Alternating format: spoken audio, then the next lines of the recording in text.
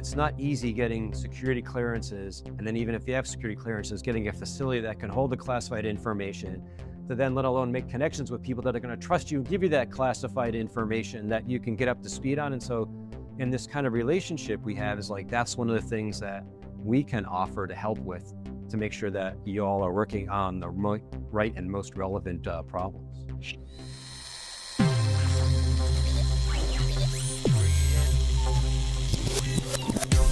Welcome to Austinpreneur, our show about the stories that made Austin, Texas a global hub for startups.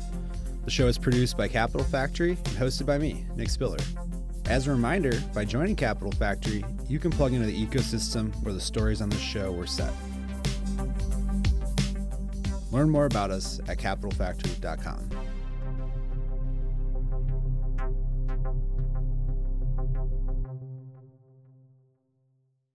Welcome to Fed Supernova. I'm going to go ahead and kick it off and then first official session here. So welcome to Austin, welcome to Capital Factory, and welcome back to the Austinpreneur podcast. I'm your host, Nick Spiller. I'm a venture principal here at Capital Factory. We have a very special guest here today. He has aerospace engineering education, includes an MIT PhD and master's degree. He's been at BAE Systems for over 22 years, directed multi-$100 million portfolios in electronic warfare, battle management, computing, overseeing full life cycles from DARPA, AFRL-sponsored R&D through high-value production, sustainment, and fielding of operational capabilities.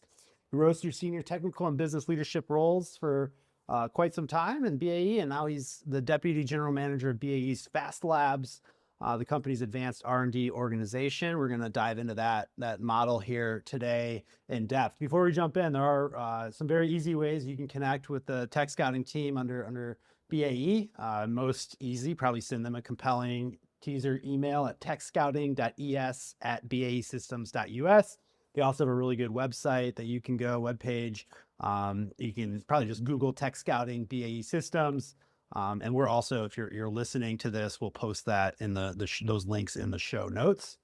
But yeah, without further ado, please help me welcome Leonard Lublin to the Austinpreneur podcast.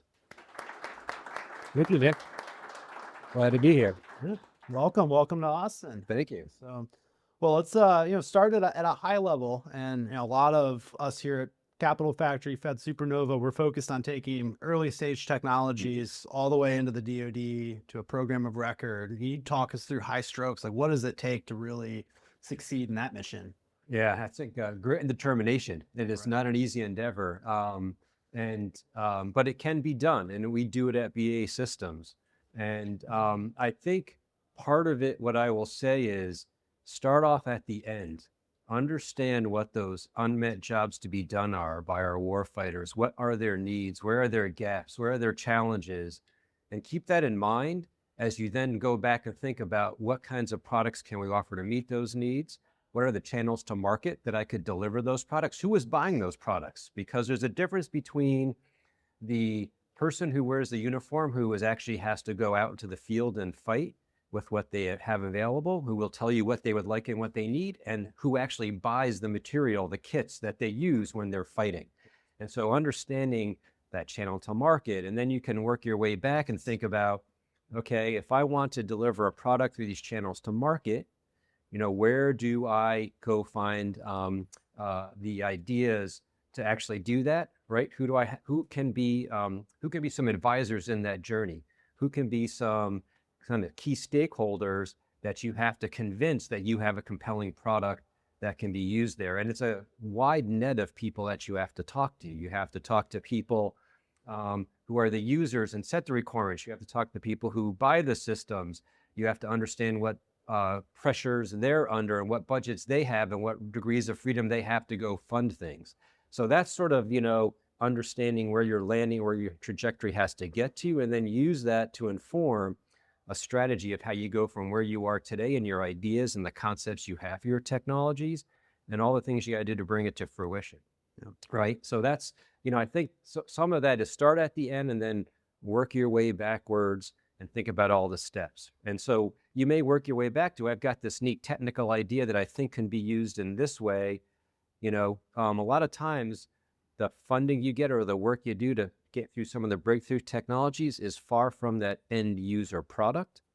So when you're doing that development of that core nascent technology, keep in your mind, well, how's it going to be used? Who's going to use it? And what do I need to keep in mind as I'm doing that technology development all the way from the beginning? So, which is yeah. very similar to what we might say for a private sector customer, or even your investors. Reverse engineer from your end customer, map what I call the value network of whose value is gonna be impacted, hopefully positively, also sometimes negatively, through this technology you're developing, and figure out how you progress through that. And I'd say those here at Fed Supernova are in a great spot to start doing that. And that's the spirit of this conference and our community, and a lot of other ecosystems communities across the country, is really bringing together the people building the future of dual use technologies, and enabling some informal conversations. And hopefully even after this one today, some of you in the audience will meet, share some ideas, make some connections in a way that we couldn't otherwise without being here in person.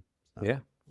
So Fast Labs specifically seems like it has a little bit of a different model than we've seen from other primes. Can you introduce us to that? And Yeah, sure. make sure everyone understands how you work. Yeah. So our Fast Labs organization, just a sort of context to kind of paint a picture here, we're part of in BAE Systems, the U.S. part of the company. In North America, we have a couple different, call them sectors. We're part of what's the electronic systems sector. So we're making electronic systems that go both into commercial use as well as in the military application. So as an example, we have a business area that makes the electronic flight control systems that are used, and we sell to Boeing for airplanes like their 737. We also sell those same flight controls to military aircraft. One of the bigger programs we have is we make the electronic warfare system for the F-35 Joint Strike Fighter. So that's the nature of our electronic systems. And in our electronic systems organization, Fast Labs is the R&D group that is out there trying to understand what technologies our warfighters needs that could then flow into our business in the electronic systems sector.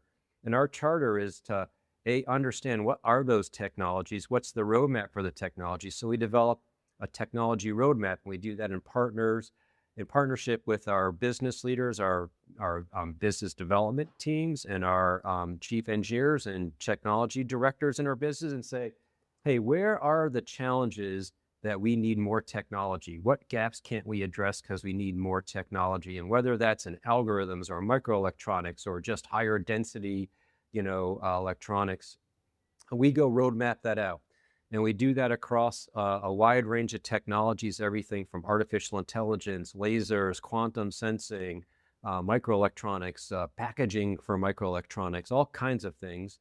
We develop a strategy, a roadmap of where are the technologies, where are the needs. And then what we have is a team of scientists and entrepreneurial scientists that will go and look at how can we meet those needs, and where do we get that technology from? And a large part of what we do in our model is we'll go out and we'll try to work with the government organizations who are funding that kind of development for the military organizations like DARPA, AFRL, Office of Naval Research. And we'll go and try to compete for and bid on those programs to get government funding to do that work in a traditional government funding model. But in addition to that, this is what brings us to working with Capital Factory, is we understand that we don't always have the greatest ideas or the staff of people who are the most up to date on the technologies. And we have a deliberate tech scouting organization. We have tech scouters that are, one of them's based here in Austin, in the Austin Entrepreneur Business Center, as well as in New England, that are out there actively looking at who are all these new founders and what are their companies and what are their technologies, and do they have the secret sauce of technologies that can help fill those gaps in the roadmap? And we deliberately look to find them, partner with them, and bring them into our ecosystem as a partnership to work with us to help fill those gaps. And what we don't do is, we are not a venture capital funding. You don't have money to give you to own a part of your company in kind of a venture capital way. Our model is different. What we're really about is we want you to own your own IP, own your own technologies, and we want to think of you as partners that could either be suppliers to us in the future or as partners working with us, arm in arm in developing the technology. And so we'll do things like host accelerators, where we will define some challenge problems, and we'll help define challenge problems for folks in the community here to look at and work on. And and through those accelerators, get to know companies. And when we identify companies that have some of that secret sauce that we don't have that could really help us in our endeavor, we'll then try to find ways to work with you. And whether that's through sponsor you on small business initiative research grants, write letters for you. Sometimes when we're out there, it helps us to win programs from places like DARPA if we have a small business on our team. And we'll look to deliberately bring you in as a subcontract for us. Sometimes, you may be the better in the position to better prime a bid for DARPA, but it helps to have us as a subcontractor so that you can understand how the technology could be used and deployed. So we'll do that too. So that is sort of our model is one of, looking for how we address the gaps and where we cast that wide net of looking both, for ability to get funded and ways to bring other partners on board who may have the technology. It's interesting. I hearing you describe the Fast Lab model, it reminds me of how we have some shared values at Capital Factory, and a lot of your differentiators, a lot of how we approach it. And we use different words, but we have a way to engage with startups a lot earlier and say yes a lot more than a traditional VC. And it's because we're not putting in $1 million or sometimes $20 million the first time we engage. And if you know Capital Factory, we have a whole model around that, and then the community driven part of it is, we really try to plug in with partners like you at BAE, and also I think we work with some of the other partners you work with, like Mass Challenge and FedTech, and really trying to create this connected ecosystem. But so tell us more about, why not go the traditional route and, build a corporate venture arm and just really lean into a more concentrated set of companies. I think the best answer for that is we ourselves are innovators, and we were innovating within our means, right? So we sort of, our company does make an investment in us as an organization, as Fast Labs. And because we work on government contracts, we have all the accounting regulations about how much we can use of the overhead rates to fund our business development activities. And so we have a model there where we get allocated those falls. So it's pretty limited, right? So, we're not talking huge amounts of money that we use to generate and write our proposals and do our IRAD. Our IRAD budgets are pretty small, actually.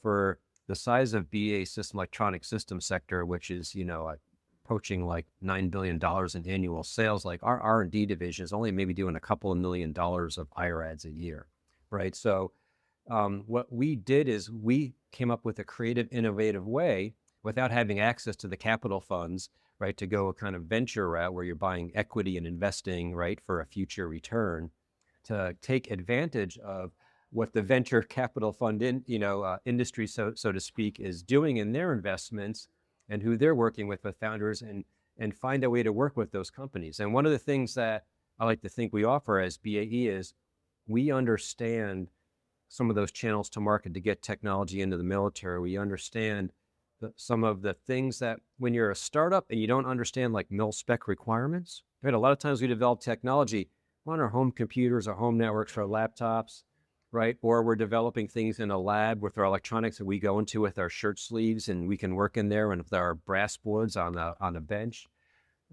Very different when you have to design a product to go into airplanes that have to fly at 40,000 feet and land on aircraft carrier deck. So it's really cold at 40,000 feet for electronics, right? And then likewise, when you're sitting in an aircraft carrier going across the Mediterranean or the equator, it's like really hot and warm.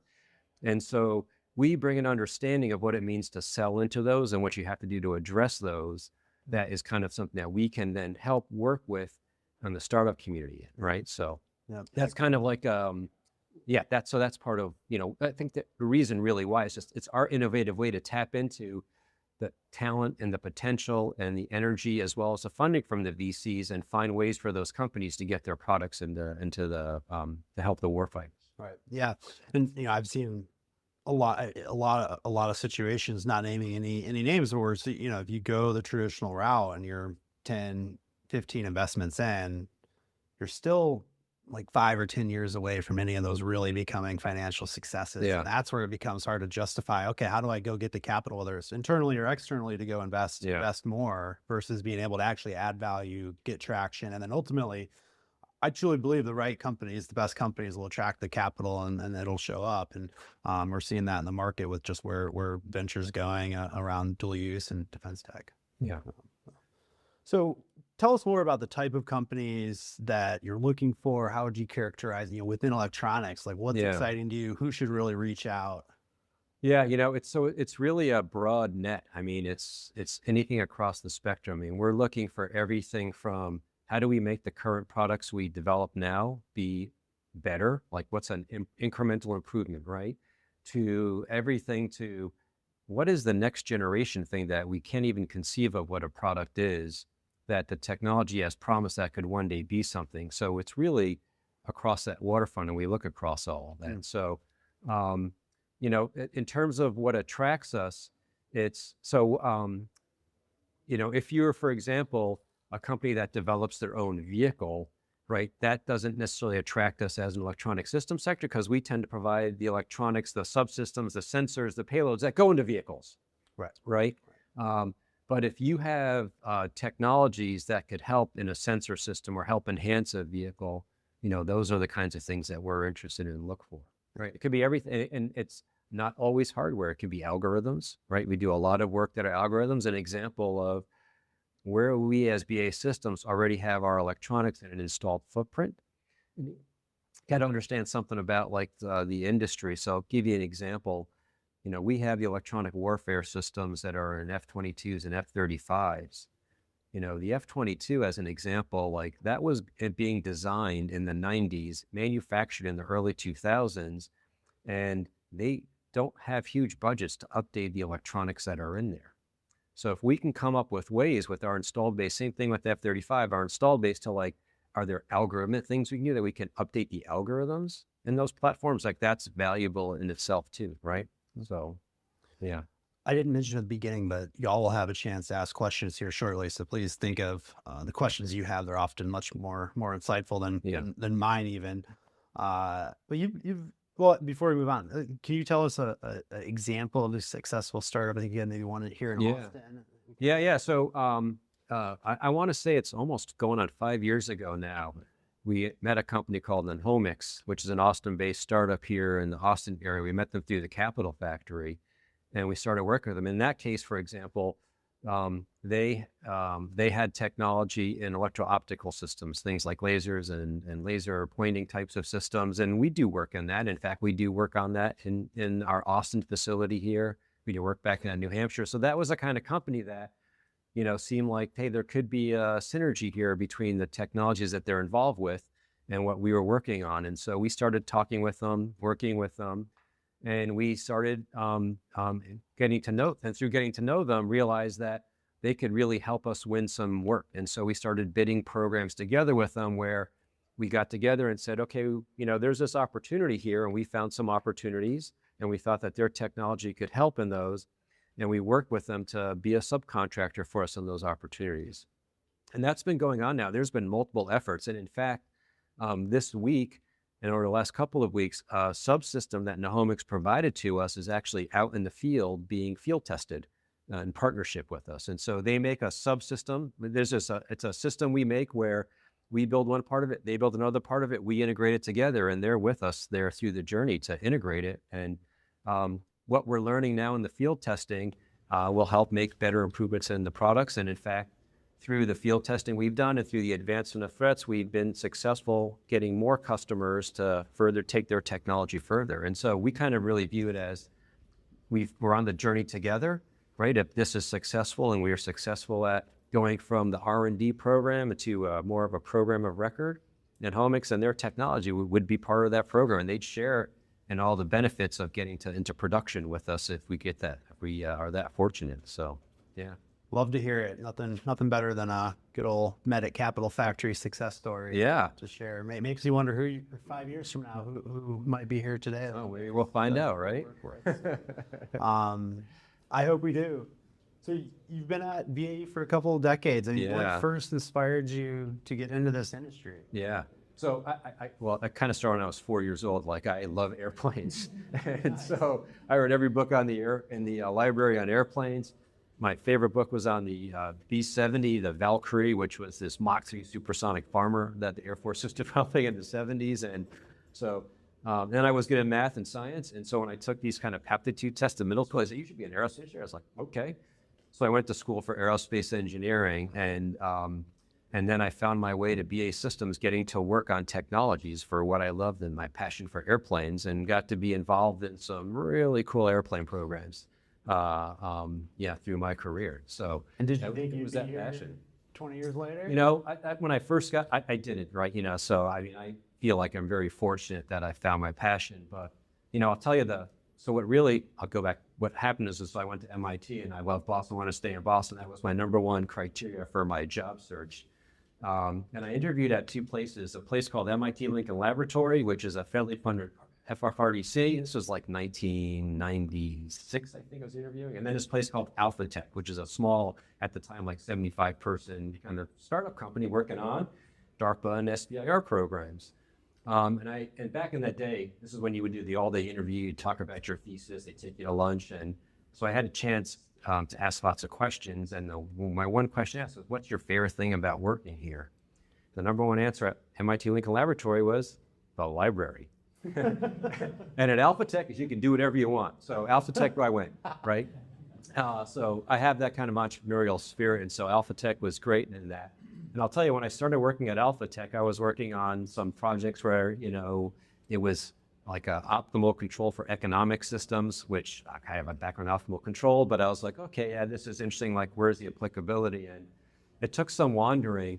And then I got involved with some people who were applying that optimal control to control of unmanned air vehicles. And that's really where I think I got the spark and got ignited with my passion, my technical background. We were still Alpha Tech at the time. And BAE Systems came and acquired Alpha Tech. And for a lot of people who were there at Alpha Tech, like, they just liked doing research for the sake of research. They didn't want the big companies' processes and get in their way. And a lot of them didn't stay. But for me, what I saw was, oh, this is awesome. Now I have a channel to market. I now have a way for all this technology, which I'm passionate about, and can work in. It's like through BAE Systems, I can actually get introduced to those customers where this technology will go, because BAE Systems was selling electronics to the companies that were the target for this sort of this unmanned air vehicle autonomy software. Mm-hmm. And so that gave me a channel to market, and that worked out well as being an entrepreneur, understanding that channel to market, you know, going and using those contacts and connections I got with BAE got me to say, like, okay, this is where I want to stay. And then it was the mission, you know, I was never fulfilled with we're just gonna, you know, our business model is to win DARPA contracts. As long as you win DARPA contracts, you know, that's what's important. Just win more DARPA contracts. And for me, I wanted my technology to get deployed and used. I wanted to have more meaning. And at BAE Systems, with our mission of we protect those who protect us and we move people who move the world, it's like there seemed like really a sense of mission and purpose, which really connected for me, that the technology I worked on would actually go somewhere and be useful and do something impactful. So that's why I stayed and have been with BAE Systems from basically my career. One thing I've learned on this podcast and working at Capital Factory is the common denominator is the optimist mindset. And, you know, I think that's just what I heard from you there, where something happens, it may not be what you wanted to happen. It's very easy. A lot of people around you take a negative stance, but it's like, you know, taking the positives, like, this is an opportunity. There's something there. You know, I recommend you try it. Next time you're upset about the cards you're dealt, like, step back.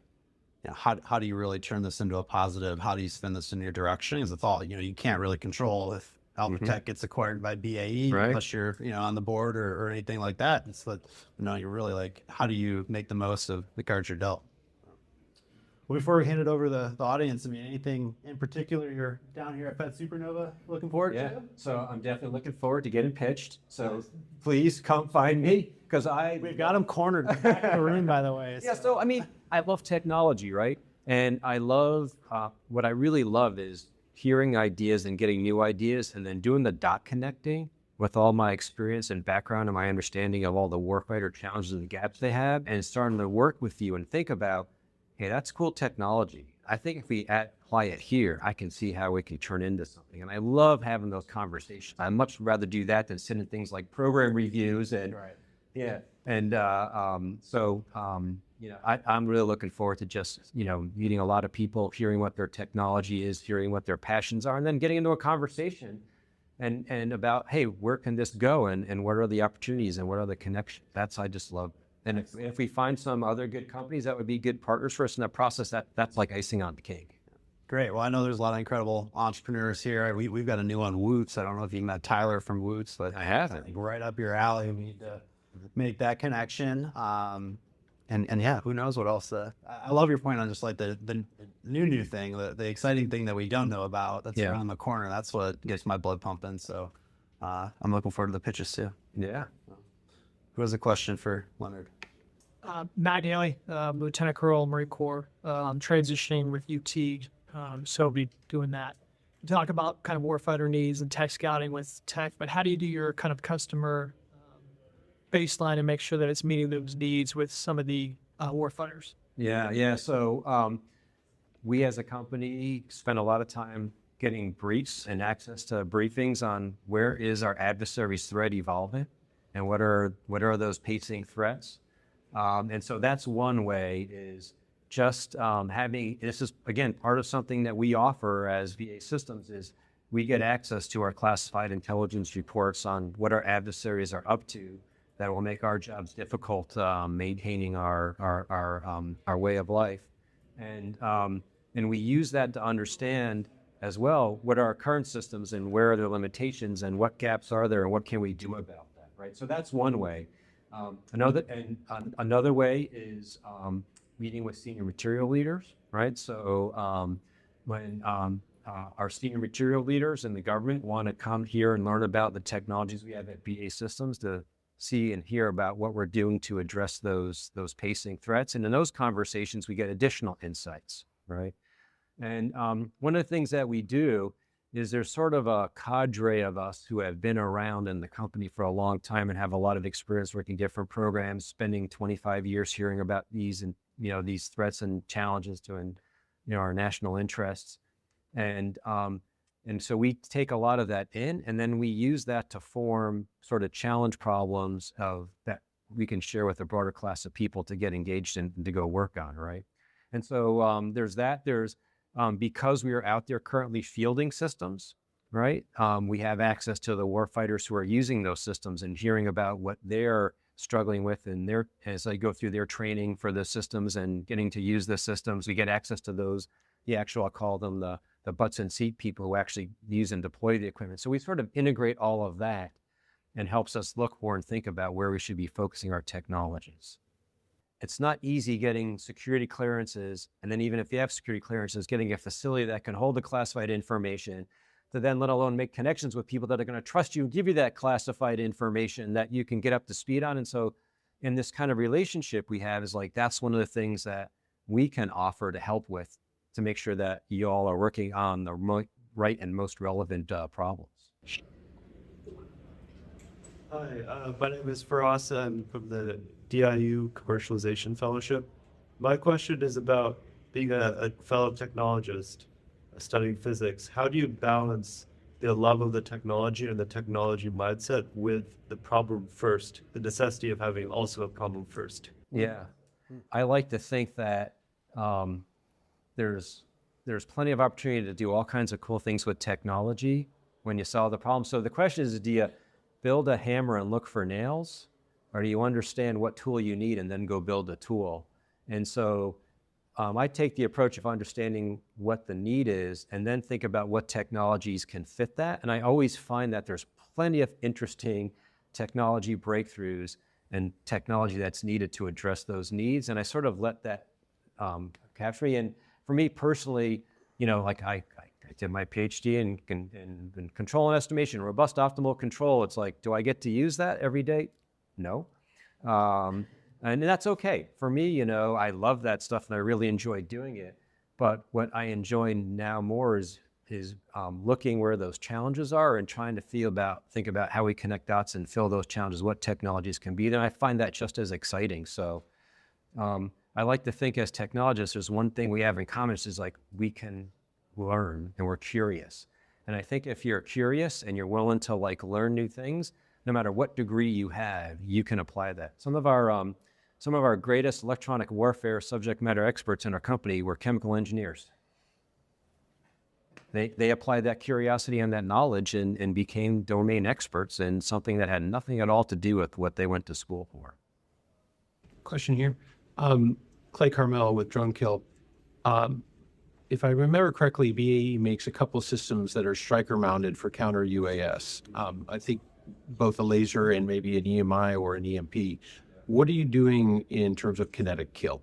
Yeah, so we actually have a product called the Advanced Precision Kill Weapon System, APKWS, which is the innovation there was we took these old Hydra rockets that were Vietnam era sort of unguided rockets, and we built a guidance kit on them that is basically can follow a laser. So you put a laser seeker in front of them and a guidance kit so that you can just strap on a nose cone and a computer and a tail kit on the old rocket, put it in the same tubes that they were fired after, and as long as you've got someone shooting the right frequency laser and pointing it at something, you can get the rocket to go there. And one of the things that we've done recently as part of the counter UAS is looked and see, hey, our aircraft have these laser guided, these pods on them for shooting laser guided weapons, right?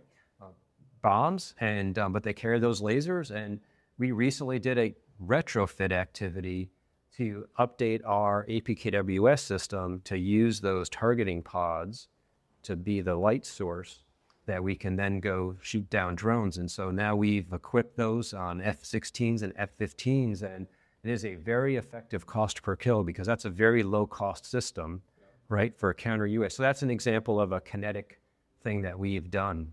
Yeah. Hey, what's up? I'm Ash. Just had a question about platform agnosticism within Fast Labs or beyond. Like, you guys obviously have a bunch of product lines, and it's like, bro, we partner together at the Fast Labs. The question is like, do you guys think of it as like, hey, we silo you into this particular product line where it's like, we believe this is the best application? Or it's like, no, as we validate it, we expand beyond, and then you can go on and do other stuff beyond BAE. Yeah.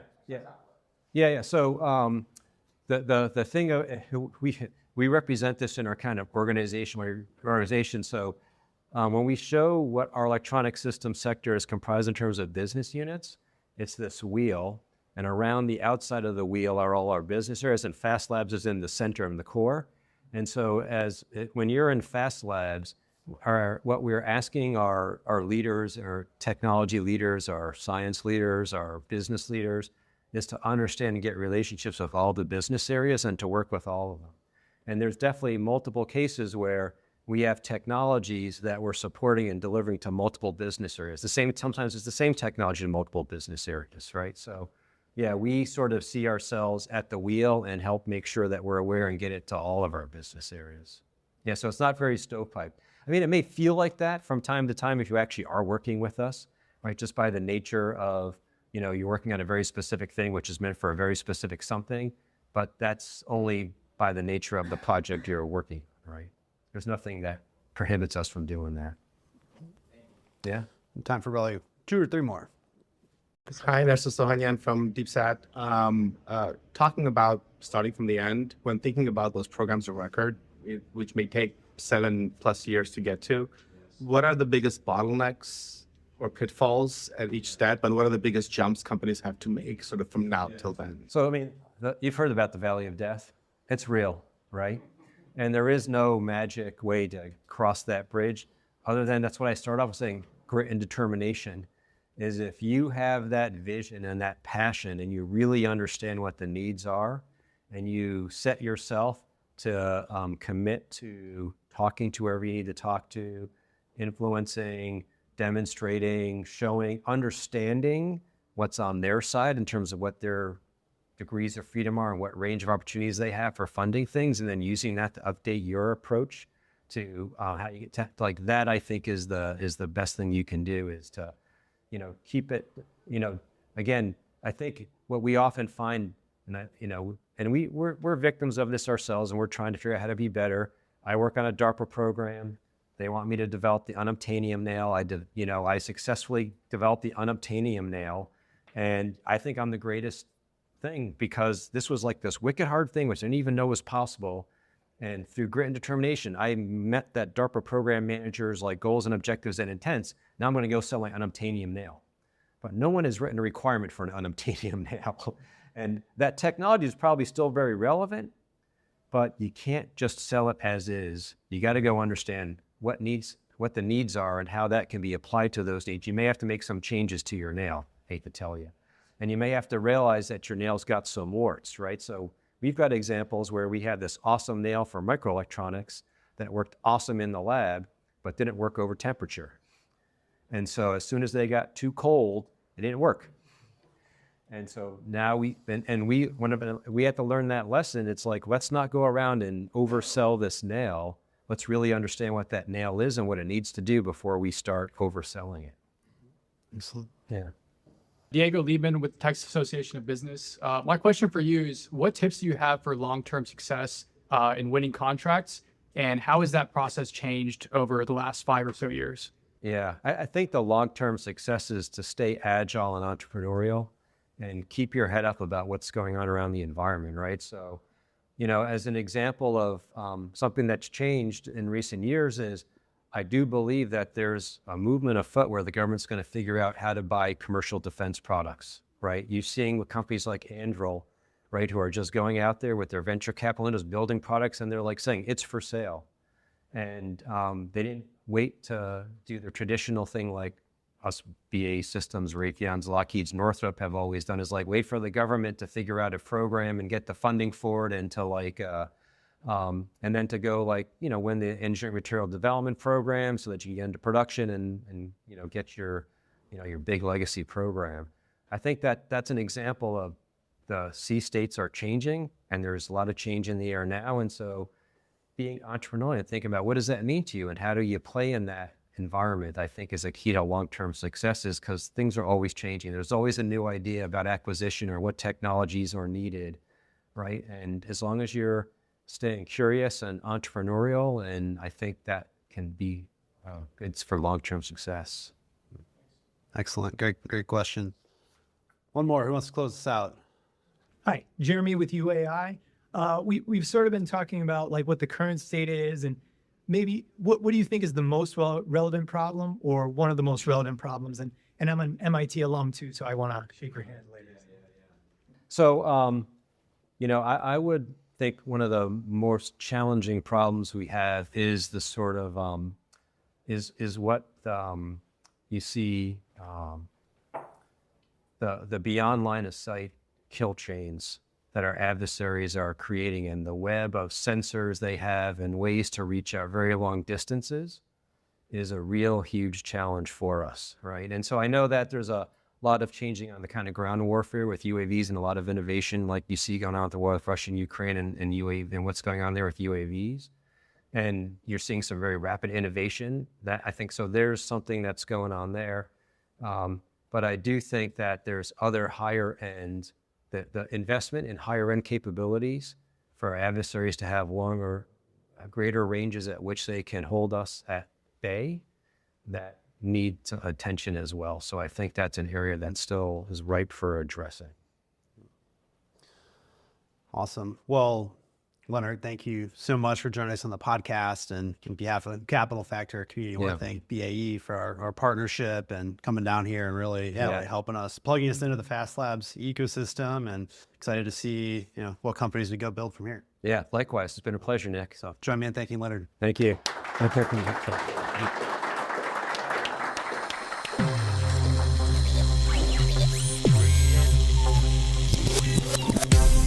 Thanks for listening to this episode of Austinpreneur. Don't forget to check out capitalfactory.com to learn more about us and join our community. If you have thoughts about the show or ideas on how we can work together, reach out to me directly via email, nickspiller@capitalfactory.com. Shout out to the Capital Factory Dream Team for making this podcast possible, and special thanks to Aaron Handworker, who masterfully recorded and edited the show. Come back next week for a whole new episode.